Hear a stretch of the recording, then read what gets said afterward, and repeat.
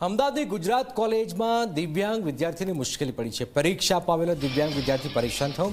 કોલેજમાં દિવ્યાંગ વિદ્યાર્થી માટે રેમ્પ કે કોઈ સુવિધા નથી। વ્હીલચેર પર પરીક્ષા આપવા આવેલા વિદ્યાર્થીને ઉંચકીને લઈ જાય કોઈ તો જ પરીક્ષા આપી શકે। વિદ્યાર્થીને રાઇટર ચલાવતા નથી અને કોલેજ આપતી નથી। કોલેજનો સિક્યુરિટી સ્ટાફ પણ મદદ ન કરતો હોવાનો આરોપ છે। 2 દિવસથી દિવ્યાંગ વિદ્યાર્થી અહીંયા પરેશાન પણ થઈ રહ્યો છે।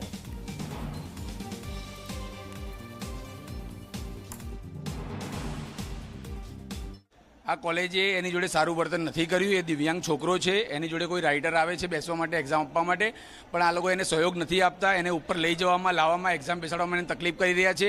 એની વાલીનો મારી ઉપર ફોન આવ્યો હતો કાલે કે ભાઈ મારા જે સન છે એને અહીંયા બહુ તકલીફ પડી રહી છે, એક્ઝામ આપવા દેતા નથી અને એક્ઝામમાં બહુ હેરાન કરી રહ્યા છે અને ધમકી આપી રહ્યા છે કે તમારે બીજું કોઈ સેન્ટર લેવું હોય તો લઈ લો, આજ પછી આ સેન્ટરમાં આવતા નહીં, અમે તમને એક્ઝામ આપવા દઈશું નહીં, એવી રીતે હેરાન કરવામાં આવે છે। એટલે આજે અમે રજૂઆત કરવા માટે અહીંયા આવ્યા છીએ। સેન્ટર નહીં બદલાવવામાં આવે તાત્કાલિક ધોરણે, અત્યારે પણ આ જ સેન્ટર રહેશે, પણ એ લોકોને એને પૂરેપૂરી સહાય મળે એવી અમે રજૂઆત કરી છે। અત્યારે એને ઉપર લઈ ગયા છે। કાલે હું પ્રિન્સિપલ સાહેબ જોડે નીચે મોર્નિંગના જે પ્રિન્સિપલ છે એમને હું ચર્ચા કરી લઉં છું અને એમને રજૂઆત કરીને એને નીચે કોઈ બી જગ્યાએ બેસાડવાની રજૂઆત કરીશ।